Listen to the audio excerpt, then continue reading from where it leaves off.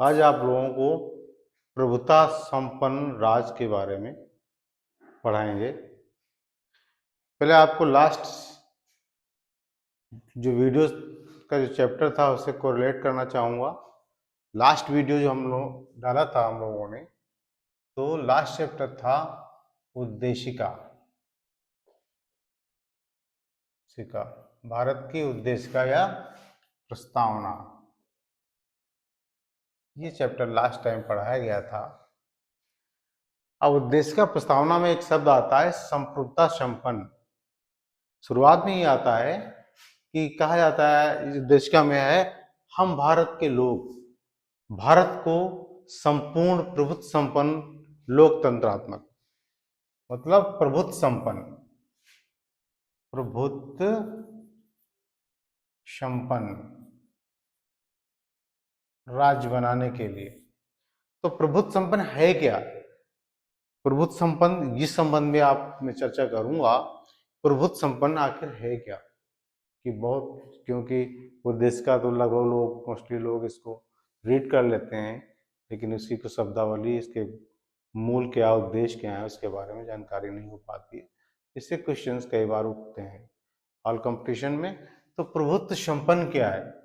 प्रभुत्व संपन्न वो चीज है ये किसी भी देश के लिए बहुत आवश्यक है कि वो देश अगर स्वतंत्र देश है तो प्रभुत्व संपन्न होना ही चाहिए और होता भी है।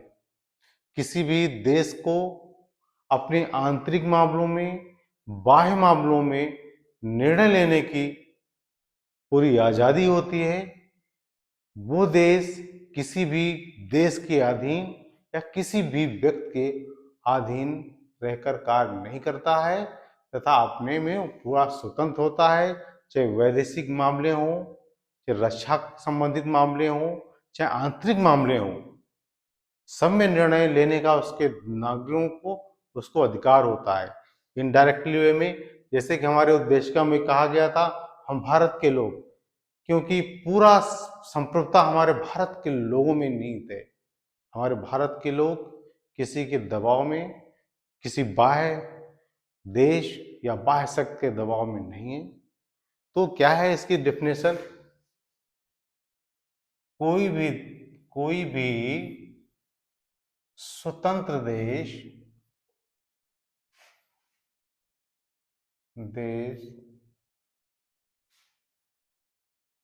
प्रभुत्व संपन्न होता है जिसे अपने बाह्य व आंतरिक मामलों में निर्णय लेने की पूरी आजादी होती है। आजादी होती है। वह किसी बाह्य शक्ति के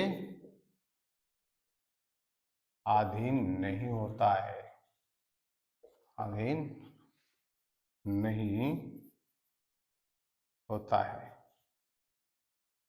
और आप लोगों को प्रकाश में डालना चाहूंगा, जब हमारा देश ब्रिटिश के गुलाम था, जिस समय हम डोमिनियन स्टेट्स थे ब्रिटेन के, जब किसी के अधीन ही थे, तो हमारे पास प्रभुत्व संपन्नता नहीं थी। हमारा देश प्रभुत्व संपन्न नहीं था, क्योंकि आंतरिक क्यों बाह्य मामलों में हमारे डिसीजन नहीं हुआ करते थे। लेकिन आज की तारीख में, आफ्टर कॉन्स्टिट्यूशन, संविधान बनने के बाद में, सबसे अच्छा उदाहरण हमारा देश है। हमारा देश पूर्णतया संप्रभुता संपन्न देश है। सबसे बेहतरीन उदाहरण हमारा देश है, जिसमें उस संप्रभुता संपन्न के साथ लोकतंत्रात्मक देश है। सारी शक्तियां, सारी आजादी हमारी जनता में निहित है। ये बात अलग की है कि हमारा देश अभी भी कॉमनवेल्थ राष्ट्रमंडल का एक मेंबर है। ये हमारी स्वेच्छा है, स्वैच्छिक रूप से हम राष्ट्रमंडल के अभी मेंबर हैं, यूएनओ के मेंबर हैं। ये हमारे स्वैच्छिक तरीके से राष्ट्रमंडल पे प्रकाश डालूं, कॉमनवेल्थ पे मैं प्रकाश डालूंगा, कॉमनवेल्थ पे प्रकाश डालूंगा। राष्ट्रमंडल जो है ये ब्रिटिश जिसमें जितने भी कंट्री पे राज ब्रिटिश लोग कर रहे थे, उन्होंने एक अपना संगठन बनाया था, राष्ट्रमंडल कंट्री जो कहे जाते थे। अब उनकी इच्छा के अनुसार वो प्रतिभाग करते थे, लेकिन हम आज़ाद होने के बाद भी स्वैच्छिक रूप से अपनी मर्जी से उसके मेंबर बने हुए हैं। इसमें किसी का कोई जोर दबाव नहीं है। वर्ल्ड में लगभग सारे देश प्रभुत्व संपन्न हैं। कुछ अपवाद हैं, जैसे कह सकते हैं उपनिवेशिक या आश्रित देश हैं, जैसे ग्रीनलैंड डेनमार्क का है, हांगकांग चाइना का है। एक आधे जो विवादित क्षेत्र हैं इनके उदाहरण हैं, क्योंकि वो प्रभुत्व संपन्न नहीं है, क्योंकि आंतरिक और बाहरी मामलों में अभी स्वतंत्र नहीं है।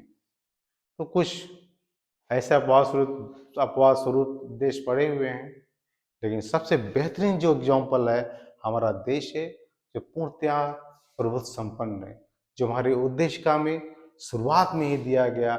हम भारत के लोग भारत को संपूर्ण प्रभुत्व संपन्न लोकतंत्रात्मक गणराज्य।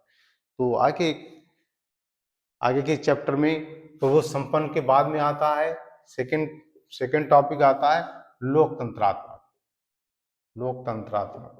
एक लोकतंत्रात्मक व्यवस्था क्या है, ये हमारी उद्देशिका में है, हमारे संविधान में निहित है। इसके बारे में नेक्स्ट वीडियो में प्रकाश डालेंगे।